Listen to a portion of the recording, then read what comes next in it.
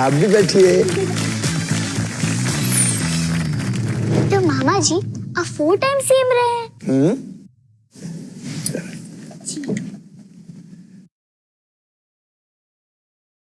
सो मामा जी ने मेरे साथ एक सीक्रेट शेयर किया है और वो सीक्रेट मैं आप सबसे भी शेयर करूंगी। तो लेकिन अभी नहीं, हाँ थोड़ी देर बाद में। मामा जी अभी सीक्रेट शेयर कर दूं क्या? वो क्या है ना, ज्यादा देर तक पेट में रखा ही नहीं जाता सीक्रेट। करना है तो कर दो। आप ही बता दीजिए ना मामा जी। देखो मैं तो पैदा हुआ एक छोटे से गांव में, लेकिन मन में पढ़ने की खूब तड़फ थी कि गांव में किसान के घर एक निम्न मध्यम वर्गीय गरीब परिवार में पैदा होने के बाद भी मुझ में ललक थी कि आगे बढ़ना है तो पहले पढ़ना है। तो मैं दोनों काम करता था। एक एक्टिव भी बहुत था, जैसे मैंने 7th क्लास में एक आंदोलन किया था गांव के मजदूरों के लिए। मजदूरी कम मिलती थी तो ज्यादा मजदूरी मिले उसके लिए, लेकिन वो सब करते हुए पढ़ता भी खूब था और इसलिए मैं हमेशा अपनी क्लास में फर्स्ट आता था। अब तुम्हें एक बात और बताऊं, वो सीक्रेट नहीं है, मैं इमरजेंसी में जेल चला गया था। अच्छा? हाँ, तुम्हें पता नहीं है क्या? अरे इमरजेंसी लगी थी 1975 में, इंदिरा जी ने लगा दी थी। मैंने विरोध किया कि ये गलत है, इंदिरा जी की तानाशाही नहीं चलेगी नहीं चलेगी। तो मुझे पकड़ के जेल में ले गई पुलिस और जेल में रहने के बाद मेरी उम्र कितनी थी पता है उस समय? 17 साल। 17 साल से? 11वीं में तो पढ़ता था मैं। पहले 10+2 के स्कूल नहीं होते थे, 11वीं के बाद कॉलेज में जाते थे। और जेल से निकल के फिर मैंने परीक्षा दी थी और उसके बाद भी मैं बहुत अच्छे नंबर लेके आया। मुझे मिले थे 178 आउट ऑफ 200, ये मिले थे मुझे केमिस्ट्री में। अच्छा। और फिजिक्स में मुझे अच्छी तरह याद है 173 आए थे मेरे, और बायोलॉजी में 168 मार्क्स आए थे। हिंदी में भी बहुत अच्छे मिले थे। तो मैं जेल से निकल के मैंने परीक्षा दी और उसमें भी अच्छे नंबर लेके आ गया। और फिर मैं लगातार पढ़ता रहा और विद्यार्थी परिषद का काम भी करता रहा और पढ़ते पढ़ते मैंने बीए किया, फिर फिलॉसफी में एमए किया और एमए भी गोल्ड मेडलिस्ट। ओह वाह! आपको पता है मामा जी, मेरी मम्मी कहती है कि आप पूरे एमपी की बहनों के भैया, पर आप तो गोल्ड मेडलिस्ट भी हो, सीएम भी हो और हम बच्चों के मामा जी भी हो। वाह मामा जी, इतना सब कुछ कैसे? बेटी ये तो तब होता है जब आप सच्चे दिल से कोई काम करते हैं। अब मैं बेटियों का मामा हूं, नो डाउट, इसलिए कि मैं बेटियों को सच्चा प्यार करता हूं और केवल प्यार नहीं करता, बेटियों की जिंदगी कैसे बेहतर बने इसकी कोशिश करता हूं। बेटियों के लिए योजनाएं बनाता हूं। तो बेटियों के लिए योजना बनाते हैं तो धीरे धीरे बेटियां कहने लगती है हमारा मामा। मामा मतलब जो बहुत प्यार करता हो बेटियों को। बेटी अपने देश में भांजी मतलब बहुत महत्वपूर्ण होती है मामा के लिए। हमारे गांव में कहते थे 100 ब्राह्मण के बराबर एक भांजी, एक भांजा, इतना महत्वपूर्ण मानते थे। लेकिन ये तब होता है जब आप दिल से प्यार करते हैं और उनके लिए वास्तव में काम करते हैं। तो मैं मामा भी ऐसे बन गया, बेटियों के लिए काम करते करते, और बहनों के लिए काम किया तो मैं भैया भी बन गया। ढंग से पढ़ा तो मैं गोल्ड मेडलिस्ट भी हूँ। ये सब चीजें की जा सकती है, जहाँ चाह होती है वहां राह को निकलना पड़ता है। वाह मामा जी। अच्छा बेटी, तुम सीएम से मिलने आई हो तो ये जानती हो सीएम का फुल फॉर्म क्या होता है? हाँ मामा जी, सीएम का फुल फॉर्म होता है केयरिंग मामा जी। अरे वाह, केयरिंग मामा जी। और मैंने सुना है कि आप फर्स्ट आने पर स्कूटी भी गिफ्ट करते हो, मुझे भी दिला दो ना मामा जी। बेटी आसानी से नहीं मिलती। हमने एक योजना बनाई मामा ने अपनी भांजियों के लिए और भांजों के लिए भी, कि जो अपने स्कूल में 12th क्लास में 12वीं में सबसे ज्यादा नंबर लाएगा गांव में या शहर के स्कूल में, तो उसको मामा स्कूटी दिलवाएंगे। अभी 7,800 बेटे बेटियों को स्कूटी दिलवाई है। तो इसके लिए तुमको मेहनत करनी पड़ेगी। 12वीं क्लास में 12th में अपने स्कूल में फर्स्ट आना पड़ेगा, बोलो आओगी? हाँ आऊंगी। तो स्कूटी दिलाऊंगा। प्रॉमिस? पक्का? पक्का। ये और मामा जी, मैंने सुना है कि आप बच्चों को लैपटॉप भी देते हैं। हाँ, लैपटॉप भी देता हूँ। मैं इसलिए देता हूँ कि बच्चे अच्छे ढंग से पढ़े और पढ़ाई में उनको दिक्कत ना आए। लैपटॉप का उपयोग बहुत है। अगर हम ज्ञान बढ़ाने के लिए करना चाहें तो लैपटॉप से कई तरह की चीजें, दुनिया की सबकी जानकारी हमको मिल जाती है। लेकिन लैपटॉप कैसे दिलाते हैं आपको पता है? लैपटॉप हम उसको देते हैं बेटी जो 12वीं क्लास में 75% या उससे ज्यादा नंबर लाता है। तो जो 75 प्लस लेके आएगा नंबर, उसको मामा लैपटॉप देता है। और लैपटॉप इसलिए देता है कि बच्चे खूब पढ़ें और आगे बढ़ें। गुड मामा जी। मामा जी, आपने गब्बर सिंह का नाम सुना है? वो शोले वाला गब्बर सिंह? हाँ? जो डाकू था? हाँ बेटी, नाम भी सुना है, वो फिल्म भी देखी थी।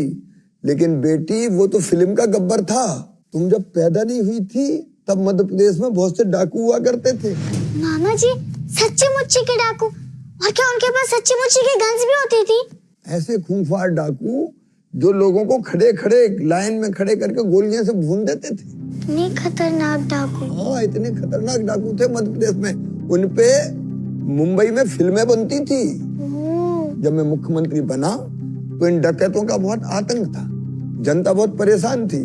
शाम को 5 बजे के बाद भिंड में, मुरैना में, शिवपुरी में लोग निकलते नहीं थे बाहर घरों के, क्योंकि डाकू उठा के ले जाते थे।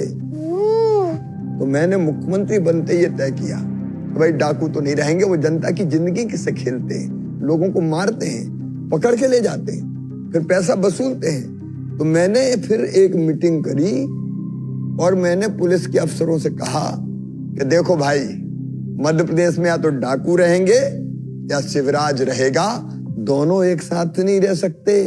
डाकू चाहिए जिंदा या मुर्दा। और उसके बाद बेटी हमारे पुलिस ने सारे डाकू एक एक करके खत्म कर दिए। अब कोई भी डाकू तब से हमने पनपने नहीं दिया, सारे डाकू साफ। कोई डाकुओं का बड़ा गिरोह आज है नहीं, या तो मारे गए या फिर जेलों में चले गए। वाह! तो मामा जी, आपकी कभी स्कूल में खिंचाई हुई थी या पनिशमेंट? मैं शुरू में पढ़ने में थोड़ी लापरवाही करता था, तो पहले जो हमारे गुरुजी रहते थे स्केल से ऐसे मारते थे। देर से अगर आए या उन्हें कोई पाठ दिया और हमने ढंग से नहीं पढ़ा, गुरुजी थे वो खिंचाई करते थे। अच्छा, तो आपकी पिटाई होती थी घर में भी? नहीं, ज्यादा नहीं होती थी, एक बार हुई थी बस।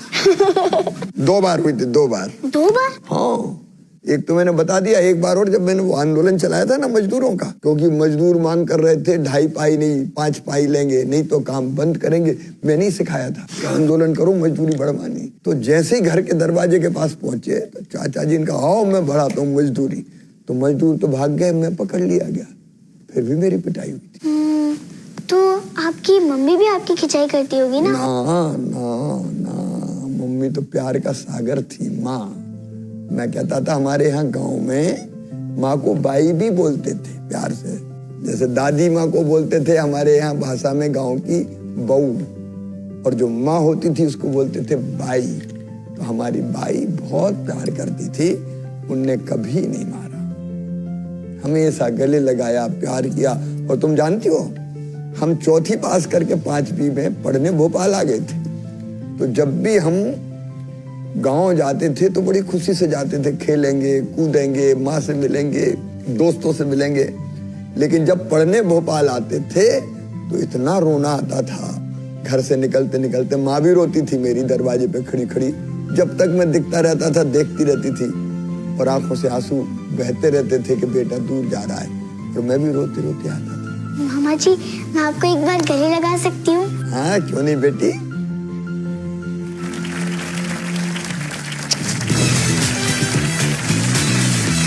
मामा जी, मैंने सुना है कि आप बच्चों को पैदा होते से उनको लखपति बना देती हो। हाँ बेटी, ये तो मेरी जिंदगी का मिशन है। बताऊं क्यों?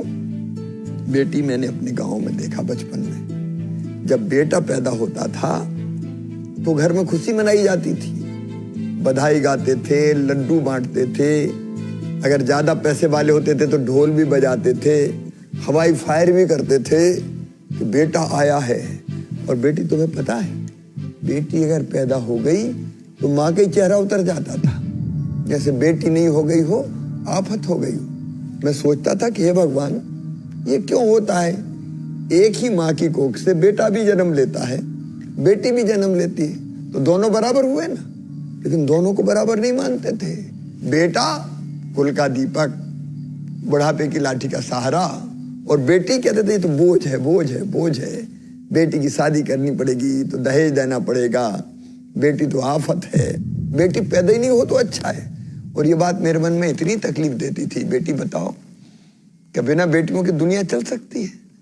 बेटा और बेटी दोनों जरूरी है। तब मैं सोचता था कि हे भगवान, ये पाप क्यों होता है? बेटी, तुम्हें पता नहीं है, ऐसा जमाना भी आया जब परिवार के लोगों को, घर के लोगों को ये पता चला कि जो कोख में पल रहा है वो बेटा है कि बेटी है। अगर बेटा है तो पैदा होने दो, और बेटी है तो कोख में ही मार दो। कोख को कत्ल खाना बना दिया लोगों ने। तब मेरे मन में बड़ी पीड़ा होती थी, दर्द होता था कि भगवान, ये पाप क्यों होता है? और तब मैं सोचता था कि ये रुकेगा कैसे। तो मैं एक बार, एक छोटी सी सभा थी तो मुझे बोलने का मौका मिल गया। मैं कोई नेता नहीं था उस समय, कोई पद पे भी नहीं था, लेकिन मैंने ऐसे ही सहज कहा कि बेटा बेटी को बराबर माने दो, बेटी को आने दो। तो एक बूढ़ी अम्मा खड़ी हुई, बड़ी बात कर रहा है, बेटी को आने दो, बेटी को आने दो। बेटी आ गई, पैदा हो गई और बड़ी हुई और शादी करनी पड़ी, तो दहेज क्या तू दिलवाएगा? मुझे लगा कि शिवराज, कुछ ऐसा काम करना चाहिए कि बेटी बोझ ना बने, बेटी वरदान बन जाए। तब मैं अपने दोस्तों के साथ मिलके गरीब बेटियों की मैंने शादी करना शुरू की, और मैं 90 में एमएलए बन गया, 1990 में। तब फिर मैंने और ज्यादा संख्या में बेटियों की शादी शुरू कर दी। और उसके बाद 2005 में मैं मुख्यमंत्री बन गया। तो मुख्यमंत्री बन के मैंने सबसे पहला काम कौन सा किया बताऊं? मैंने तय किया कि बेटी की शादी माता पिता नहीं करेंगे। अगर बेटी के माता पिता नहीं कर सकते, कम पैसे होने के कारण, तो बेटी की शादी मैं करवाऊंगा, सरकार करवाएगी, सारा खर्चा सरकार उठाएगी। और इसको मैंने कहा मुख्यमंत्री कन्यादान योजना। लेकिन एक बात फिर मेरे दिल दिमाग में घूमती रही, बेटी कोख में ना मारी जाए, इसलिए कुछ और कर। तब मेरे दिमाग में आया कि बेटी पैदा होते ही अगर लखपति हो जाए तो शायद मम्मी पापा आने देंगे कि ये तो लखपति है, आने दो, मत रोको। और तब मैंने अपने अफसर बुलाए, जो अधिकारी होते हैं ना, और मैंने कहा ऐसी योजना बनाओ कि जिसमें बेटी पैदा हो तो लखपति हो। तो वो हंसने लगे, वो मजाक कर रहे हैं सर, ऐसी कोई योजना बन सकती है कि बेटी लखपति पैदा हो? मैंने कहा बिल्कुल बन सकती है। अरे साधारण बात है, बेटी के पैदा होते ही बेटी के नाम से पैसे बैंक में जमा कर दो सरकार की तरफ से, और इतने पैसे जमा करो कि ब्याज लग के जब वो बेटी बड़ी हो तो 1 लाख से ज्यादा रुपया मिल जाए। कितना सिंपल।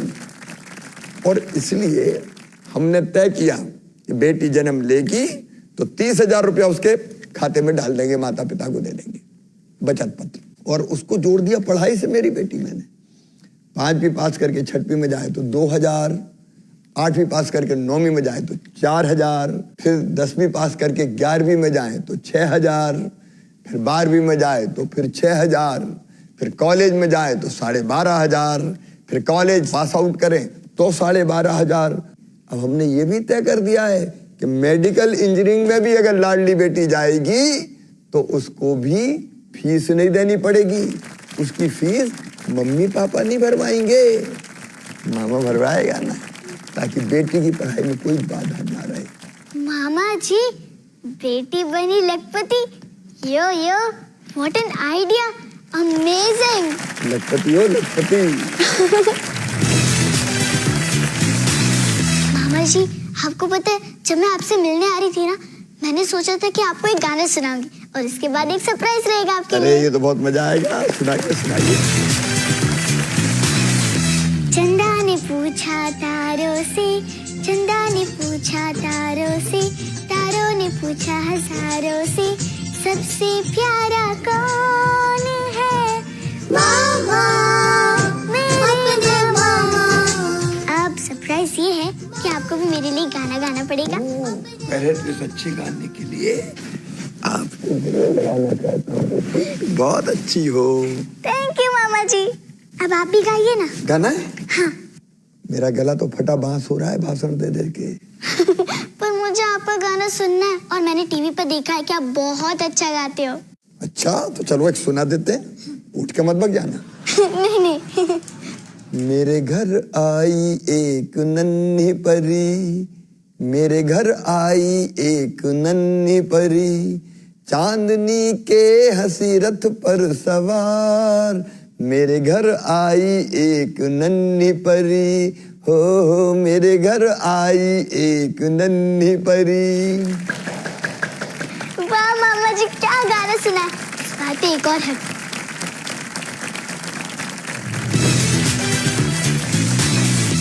मामा जी, आपकी और मेरी ट्यूनिंग तो परफेक्ट है। अब और चेक करते हैं। आपके फ्रेंड्स है ना? कितने फ्रेंड्स हैं? मेरे तो ढेर सारे हैं। मेरे भी ढेर सारे हैं, क्योंकि मैं मध्य प्रदेश में सरकार नहीं चलाता, परिवार चलाता हूँ। सारे बच्चे मेरे फ्रेंड्स हैं, सारे नौजवान मेरे दोस्त हैं, सारे भाई भी मेरे दोस्त हैं। जितने भी मेरी हम उम्र है वो सब मेरे दोस्त है। तो मैं तो प्यार करता हूँ और प्यार पाता हूँ। मेरा दुश्मन कोई नहीं, सब दोस्त ही दोस्त हैं। और आपकी फेवरेट मूवी कौन सी है? बहुत कम देख पाता हूँ, लेकिन पहले मैंने देखी थी एक पिक्चर परिचय, बहुत अच्छी लगी थी मुझे। और उसके बाद एक फिल्म और देखी मैंने, जंजीर, और फिर शोले, और फिर अमिताभ बच्चन जी की दीवार। लेकिन परिचय मुझे बहुत अच्छी लगी थी।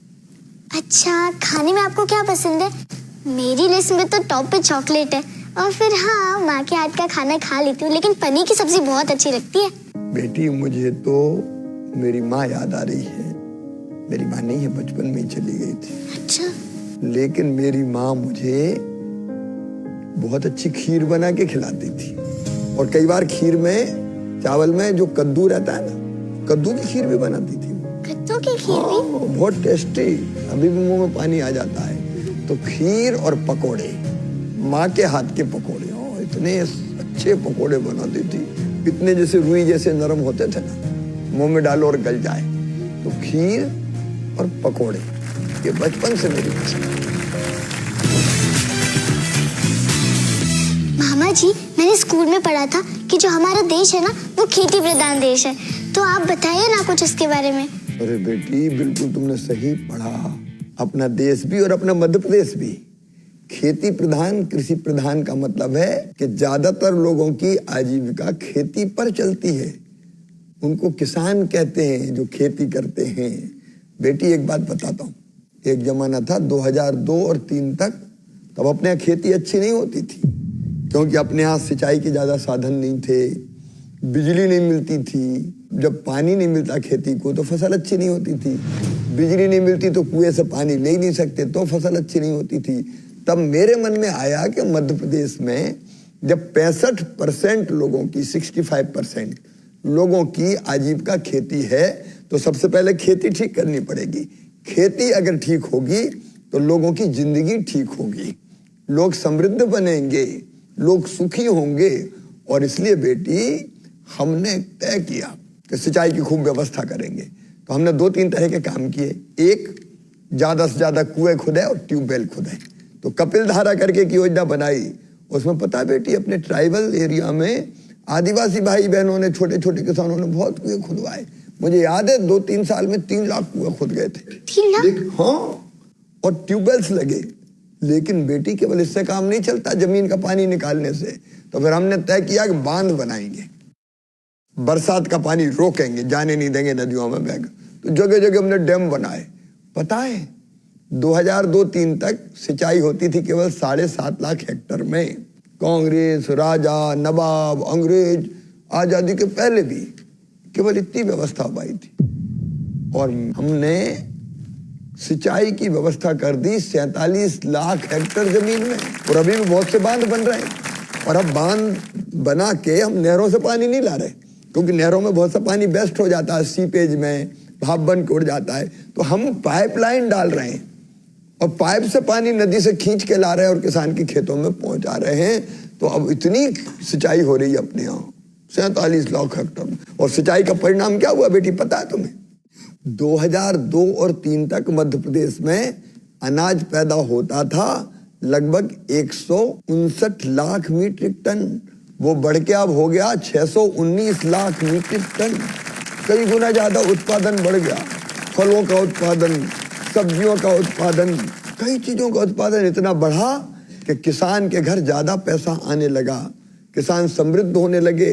अपनी कृषि विकास दर, जिसको एग्रीकल्चर ग्रोथ रेट कहते हैं, वो दुनिया में मानी जाती 2-3% है तो बहुत है, लेकिन मध्य प्रदेश ने कई वर्षों तक 18% से ज्यादा की कृषि विकास दर हासिल की और मध्य प्रदेश समृद्ध प्रदेश बन गया। गेहूं के एक्सपोर्ट में मध्य प्रदेश अब नंबर 1 है, नंबर 1। और कई फसलों का उत्पादन अब कई प्रदेशों से ज्यादा हो रहा है। एग्रीकल्चर में, खेती में मध्य प्रदेश नंबर 1 का राज्य है। वेरी गुड मामा जी। मामा जी, जब मैं भोपाल आ रही थी ना, मैंने बहुत सारे पोस्टर्स पे देखा था कि लोगों के पान खा रहे हैं। तो परी वाली योजना कौन सी थी, मुझे भी बताओ ना। बेटी, चिड़िया अपने बच्चों को घोंसला नहीं देती, पंख देती है ताकि वो ऊंची उड़ान भर सके। अपने बच्चों को पढ़ाई लिखाई के बाद आखिर जॉब चाहिए कि नहीं चाहिए, रोजगार चाहिए।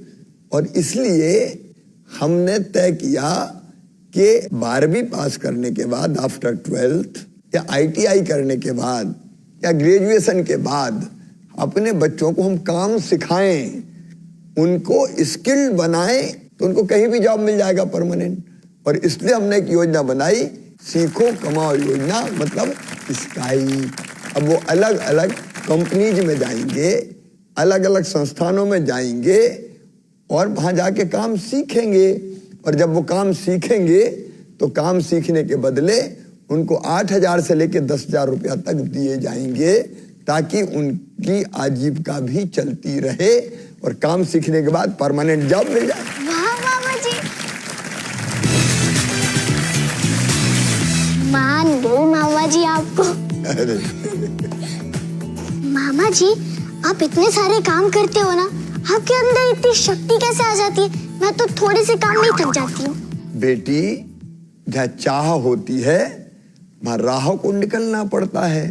मन में एक तड़फ है, एक लगन है। देखो, मैंने एक बात कही थी ना कि मध्य प्रदेश मेरा परिवार है ना। मैं एक बात हमेशा कहता था, मध्य प्रदेश मेरा मंदिर है, इसमें रहने वाली जनता ही मेरी भगवान है और उस जनता का पुजारी शिवराज सिंह चौहान है। 9.5 करोड़ भाई और बहनों का परिवार है मेरा। अब उनको सुखी बनाने की कोशिश करनी है तो मैं चैन की सांस कैसे ले सकता हूँ? एक क्षण भी बेकार जाता तो मुझे बेचैनी होने लगती कि अरे तू क्या कर रहा है, इतने लोगों के लिए काम करना है, इतना बड़ा परिवार तेरा, और तू आराम कर रहा है। तो ये आराम करने का हक नहीं, और काम कर, और काम कर, और काम कर।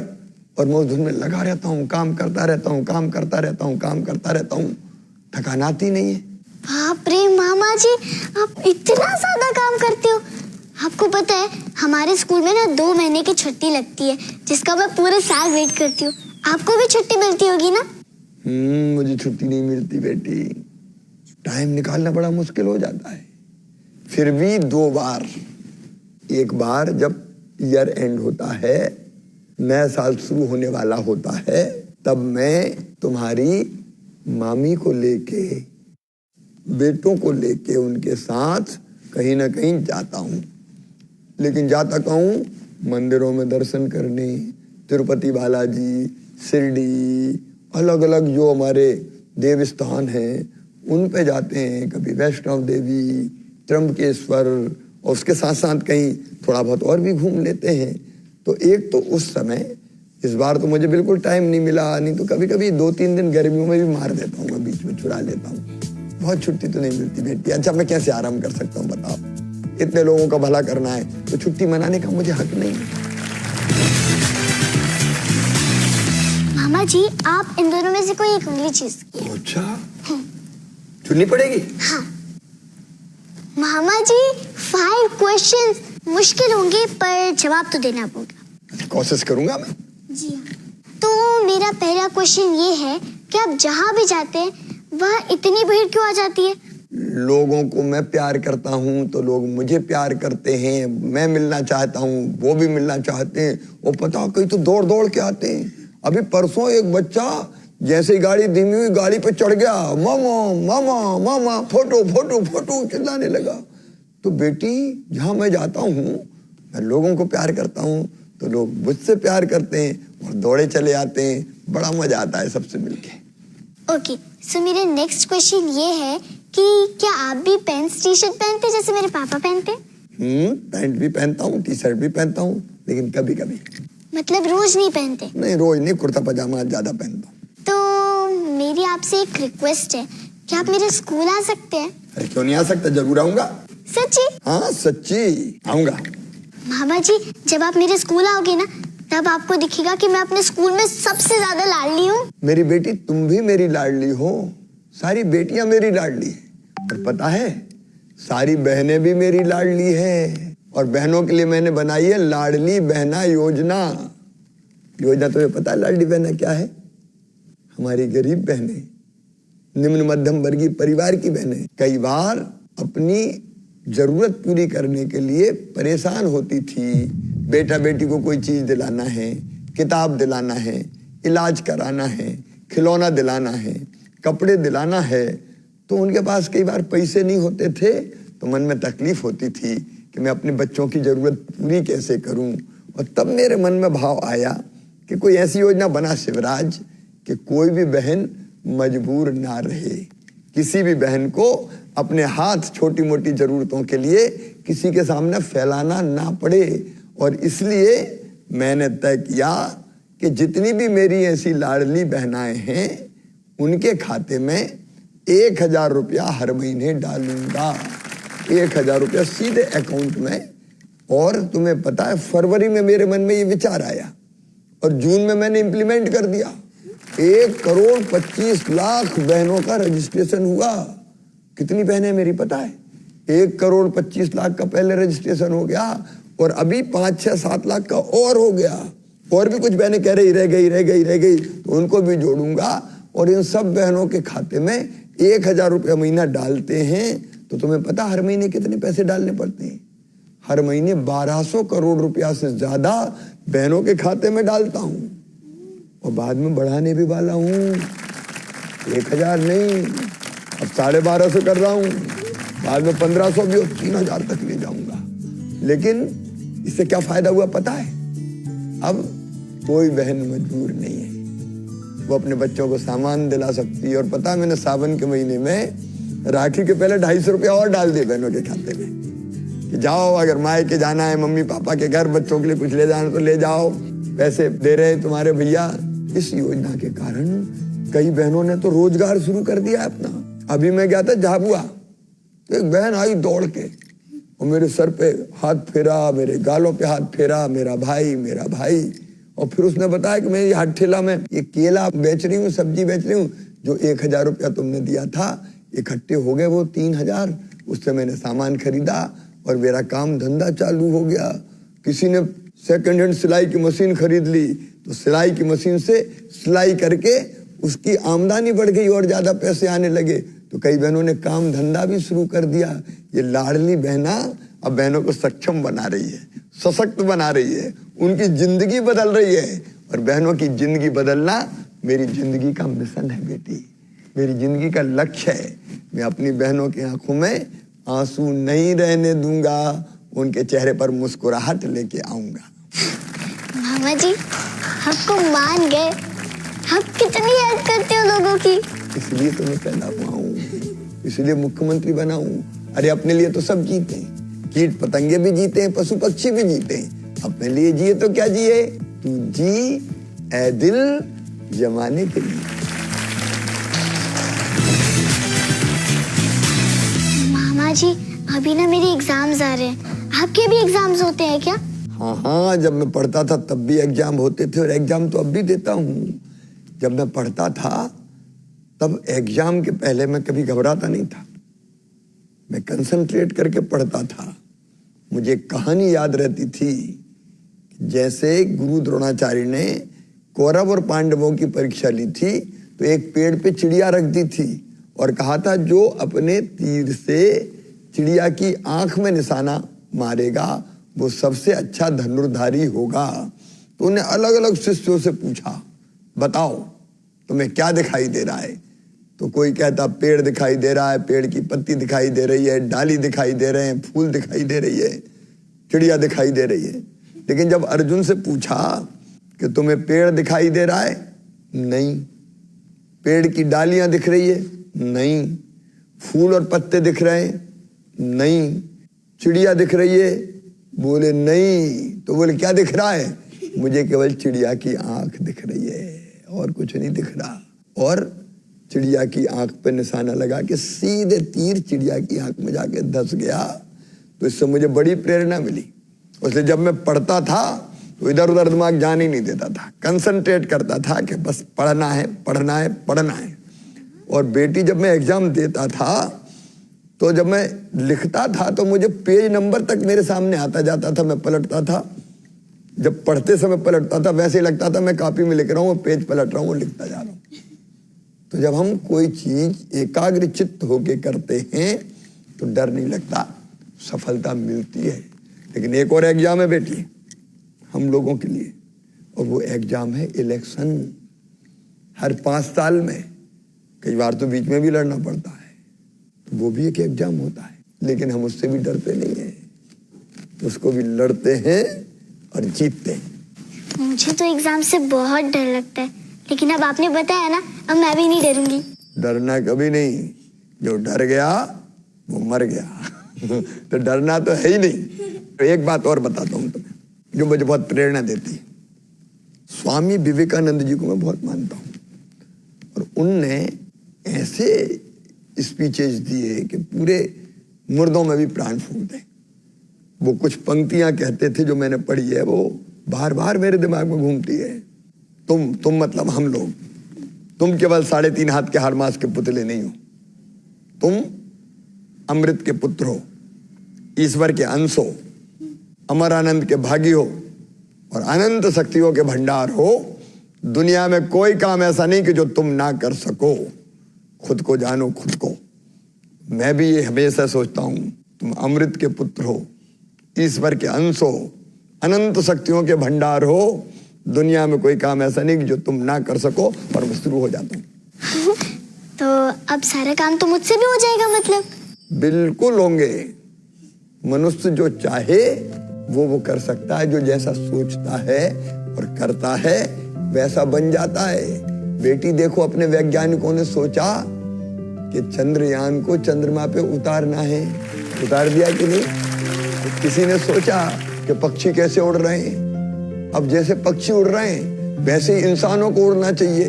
पहले ये पागलपन लगता होगा, लेकिन लोग पंख लगा लगा के उड़ने की कोशिश की, कई घायल हो गए, परेशान हो गए।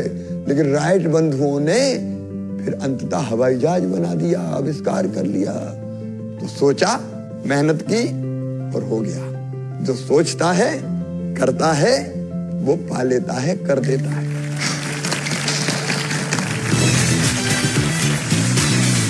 मामा जी, मेरी मम्मा बता रही थी कि आप न्यूबॉर्न बेबीज और उनकी मम्मा के लिए बहुत कुछ करते हो। लेकिन मेरी मम्मा बोल रही थी कि मैं आपसे पूछूं कि इसके पीछे भी एक स्टोरी होगी ना, मुझे अपने फ्रेंड्स को बताना है। बताइए ना। बचपन में मैं अपने गांव में देखता था, जो गरीब बहनें होती थी, मजदूरी करना पड़ता था उनको, मजदूरी करने खेतों में जाती थी। और मैं ये देखता था कि कोई ऐसी बहन जो बेटा बेटी को जन्म देने वाली है, तो जन्म देने के 2 दिन पहले तक खेतों में काम करती थी। तब मेरे मन में पीड़ा, दर्द होता था कि इस बहन को तो आराम करने का मौका मिलना चाहिए, लेकिन आराम करने का मौका नहीं मिलता था। और तुम्हें पता है, बेटा बेटी को जन्म देने के बाद भी 8 दिन भी आराम नहीं करती थी, क्योंकि फिर से मजदूरी करने जाना है ताकि घर चूल्हा जल सके। एक फटी साड़ी का टुकड़ा अपने माथे पे बांधती थी, अपने बच्चे को या तो घर पे छोड़ देती थी या खेत जहाँ काम करती थी उसकी मेड़ पर रख देती थी। बच्चा रोता था तो उसको दूध भी नहीं पिला पाती थी और दिन दिन भर मजदूरी करती थी। तब मेरे मन में तकलीफ होती थी और मैं फिर वही कहता था कि हे भगवान, बेटा बेटी को जन्म देने के पहले और बाद में इस बहन को भी आराम करने का मौका नहीं मिलेगा क्या? अगर किसी बड़े परिवार, अमीर परिवार की बहन होती तो कितना ध्यान रखते हैं, चेकअप कराते हैं, जांच कराते हैं, अच्छा खाओ, ये खाओ, वो खाओ।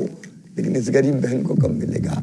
मुख्यमंत्री बनने के बाद मैंने तय किया कि जो हमारी ऐसी बहनें हैं, मजदूर बहन, वो बेटा बेटी को जन्म देगी तो जन्म देने के पहले 4,000 रुपया उसके खाते में डालेंगे। बताऊं क्यों? ताकि वो ठीक भोजन कर सके, खुद के लिए भी ठीक हो, पौष्टिक हो, और पेट में जो बच्चा है उसके लिए भी पौष्टिक हो।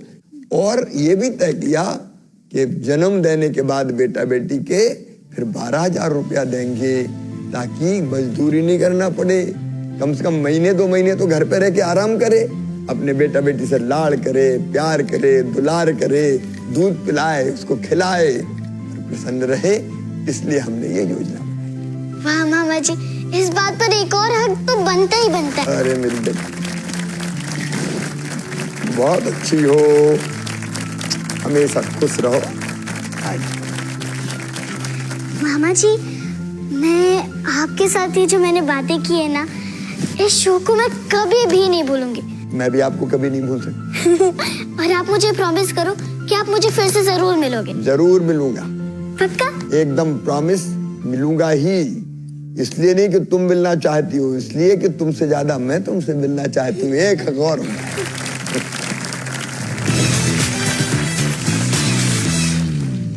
तो दोस्तों, मजा आया ना मामा जी से मिलकर? मुझे तो बहुत मजा आया। मैंने उनके साथ ढेर सारी बातें की, ढेर सारी मस्ती भी की, और उन्होंने मुझे प्रॉमिस किया है कि वो मुझसे फिर से मिलेंगे और मैं भी उनसे फिर से मिलूंगी। तो टाटा बाय बाय, मैं चली अपने घर को।